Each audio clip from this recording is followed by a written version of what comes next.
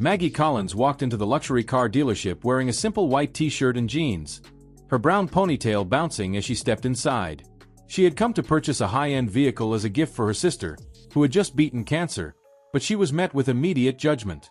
The sales manager, Blake Thompson, barely disguised his disdain as he looked her over.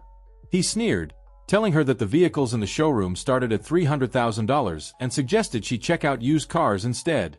Maggie, accustomed to being underestimated because of her casual appearance, politely insisted that she was interested in a limited edition Azure Coupe. Blake smirked, lying that it was only available by appointment.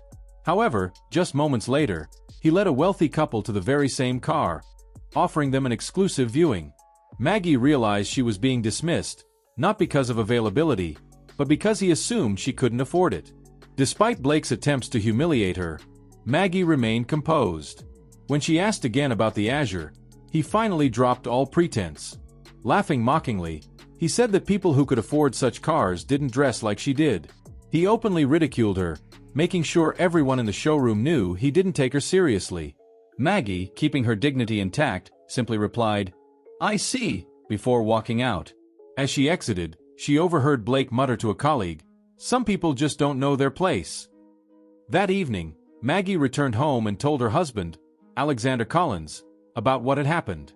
Unlike what Blake had assumed, Maggie wasn't just some ordinary woman.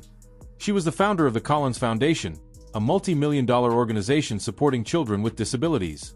And Alexander Collins? He was a billionaire and a pioneer in renewable energy technology. He listened carefully as Maggie explained the way she had been treated. She wasn't angry for herself. She had the luxury of walking away. But what about those who were judged unfairly and had no way to prove their worth? Alexander nodded, already forming a plan. "So, what would you like to do about it?" he asked. Maggie didn't want revenge. She wanted to teach a lesson. "Let's show them why you should never judge a book by its cover," she said. The next morning, Blake walked into work as usual, feeling no remorse for the way he had treated Maggie. To him, she was just another person who didn't belong in his world of luxury cars. But then, something happened that turned the entire dealership upside down. A Rolls-Royce Phantom, worth over $1 million, glided to a stop in front of the showroom. The chauffeur stepped out, opening the door for a distinguished man in a tailored suit, Alexander Collins. Blake, sensing a massive sale, rushed to greet him, offering his best smile. "Welcome to Boston Luxury Motors, sir," he said enthusiastically. But Alexander wasn't there for just any car. He was there for the Azure Coupe, the same car his wife had been denied the day before. Blake, realizing too late what was happening, turned pale as Alexander revealed the truth. "You refused to sell this car to my wife yesterday," he said, his voice steady but sharp. The entire showroom fell silent. Blake stammered, trying to backtrack, but it was useless. Daniel, the young salesman who had been polite to Maggie, spoke up. "Miss Collins was treated unfairly," he admitted.